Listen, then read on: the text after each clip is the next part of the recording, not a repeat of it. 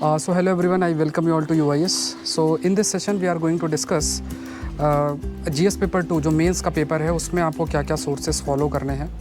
और GS paper 2 देखो scoring है, अब इसमें जनरली कौन स्कोर नहीं कर पाता है तो पेपर के लेवल पे तो ऑफकोर्स डिपेंड करता है, लेकिन हमारी किस तरीके से तैयारी है तो उस पर काफ़ी निर्भर करता है। पहली चीज़ तो आप देखो पूरा सिलेबस देखो, फिर मैं एक एक सोर्स बताऊंगा और कैसे आपको जो है करना है। तो देखो इस जो GS पेपर 2 मेंस का है इसको ध्यान समझना।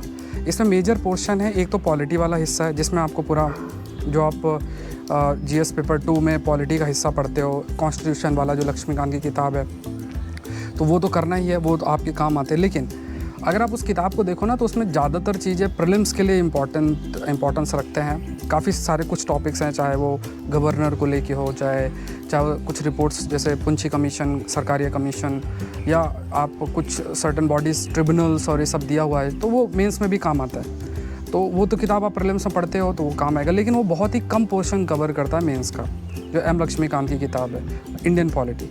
तो इसमें क्या है कि पहली चीज़ आप समझो कि पॉलिटी तो आपने पढ़ ली एम लक्ष्मीकांत वाली, अब आपको एप्लीकेशन वाला पार्ट जो है वो कवर करना है।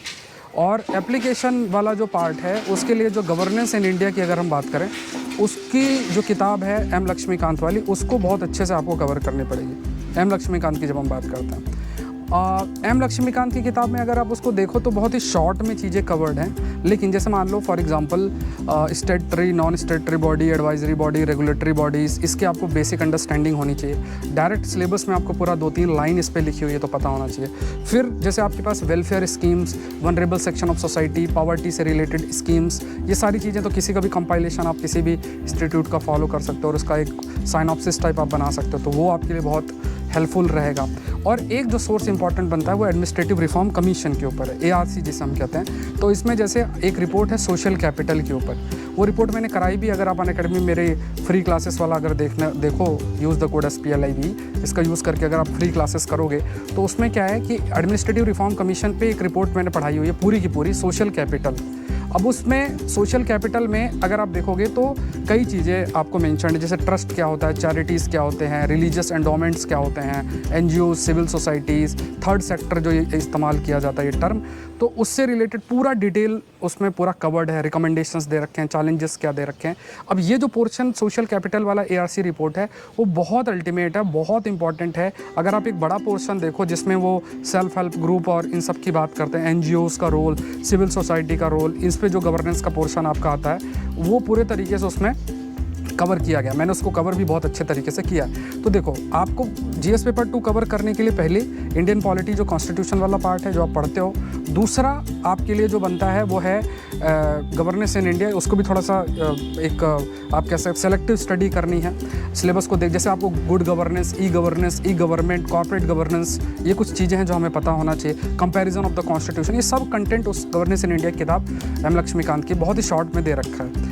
और क्योंकि हम ध्यान नहीं देते, हम खाली चीज़ें जो है मतलब स्पेसिफिकली जो खाली कॉन्स्टिट्यूशन उसको पढ़ लेते हैं और उसको सोचते हैं कि हमारा मेंस में बहुत अच्छा हो जाता है, ऐसा नहीं होता है। तो वो ये गवर्नेंस पार्ट आपको कवर करना पड़ेगा। फिर आपका आता है न्यूज़पेपर। देखो न्यूज़पेपर में अगर आप लास्ट 7 to 8 मंथ्स के एडिटोरियल्स जो पॉलिटी से रिलेटेड, गवर्नेंस से रिलेटेड है, अगर आप उन इश्यूज़ को कवर करके जाते हो, ह्यूज एडवांटेज है। मैं आपको बता रहा हूँ क्योंकि लास्ट 4 to 5 ईयर्स से I have been taking the Hindu session, यहीं पे मतलब सेशन आपका इसमें चल रहा है। तो उसमें I have observe this point, और मैंने हमेशा इसको शेयर भी आप लोगों से किया है कई बार, कि जब आप देखते हो, जब आप पढ़ते हो तो या जब क्वेश्चंस आप देखते हो तो आप ये देखोगे कि बहुत सारे क्वेश्चंस ये 7-8 मंथ्स में जो न्यूज़ में रहते हैं, इश्यूज़ जो न्यूज़ में रहते हैं, वहाँ से लोग पूछ रहे हैं।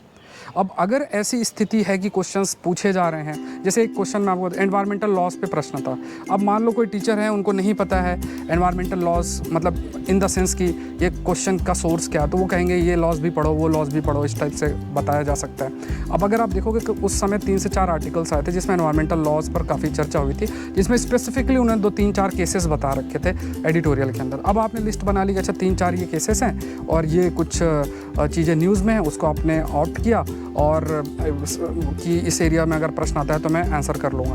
तो ये क्या है कि जो आपको एनरिचमेंट होगा आपके आंसर का, वो इसी के माध्यम से होगा कि आप 7 से 8 मंथ्स का जो हिंदू का एडिटोरियल्स हैं उसको बहुत अच्छे से कवर करो। मेरे 2 सेशन के अंदर कवर भी होता है, आप चाहो एक बार गो थ्रू हो सकते हो। फिर अगर आपको इंटरेस्ट है कि मुझे खुद से करना, तो बहुत सेलेक्टिव और अच्छे से स्टडी करनी पड़ेगी। थोड़ा जो नेगेटिव प्रोस्पेक्टिव उसको अवॉइड करते हो, क्योंकि थोड़ा क्रिटिकल होना ज़्यादा नहीं होना चाहिए, क्योंकि आप सिविल सर्विस में जा रहे हो तो बहुत ज़्यादा क्रिटिसिज्म नहीं, प्रॉब्लम की बात करते हो तो सॉल्यूशन की भी बात आपको करनी पड़ेगी।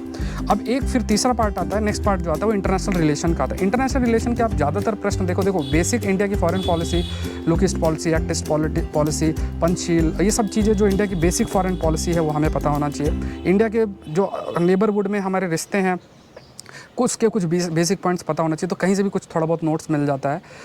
लेकिन जो क्वेश्चंस डायरेक्ट आपके आ रहे हैं, लगभग 35-40 नंबर के क्वेश्चंस आ रहे हैं जीएस पेपर 2 में, तो उसके लिए आपको देखो फिर again I am stating newspaper ही पढ़ना पड़ेगा और डेप्थ में अंडरस्टैंडिंग डेवलप करनी पड़ेगी। अंडरस्टैंडिंग आप देखो कि वो I2 U2 से भी प्रश्न अगर पूछते हैं तो बहुत इधर उधर से लिंक करके पूछते हैं। अब किसी ने I2 U2 का नाम ले लिया, बोल दिया मेरे पढ़ाने से आया, तो ऐसा नहीं होता है। आपको बहुत डेप्थ में एक टॉपिक को दूसरे टॉपिक से जोड़ के और फिर प्रश्न आपके लिए बनाए जा रहे हैं। तो क्योंकि ऐसी स्थिति रहती है कि क्वेश्चंस इस तरीके से आपके लिए फ्रेम किए जा रहे हैं, अंडरस्टैंडिंग बेस्ड क्वेश्चंस आपसे पूछे जा रहे हैं, तो आपको भी उसी प्रकार की जो तैयारी है वो भी साथ साथ में करनी है। ये चीज़ आपको ध्यान में रखनी है और न्यूज़पेपर को अपना हिस्सा बनाना है तैयारी का। ये बहुत हेल्पफुल आपको प्रीलिम्स में भी करेगा, और ये जो जीएस पेपर 2, जीएस पेपर 3, इनके लिए अगर आप बात करें तो वहाँ भी आपके लिए काफ़ी ये हेल्पफुल रहेगा। ये ध्यान में रखें। मेरे द्वारा सेशन भी लिया जाता है, यहाँ पे आप द हिंदू का सेशन देख सकते हैं, मॉर्निंग में 9:15 बजे के आसपास होता है, तो उसको आप लोग कवर करें, देखें, सीखें, और फिर अगर आप एक प्रोस्पेक्टिव डेवलप कर लेते हैं तो फिर आप खुद से भी चाहें तो रीड कर सकते हैं। सो UIS चैनल को जरूर से सब्सक्राइब करें। अगर IAS एग्जाम की तैयारी कर रहे हैं अनअकैडमी से जरूर से जुड़े, यूज़ द कोड SPLIVE और आप ज्वाइन कर सकते हैं। मिलते हैं नेक्स्ट सेशन के अंदर। Thank you everyone, thank you.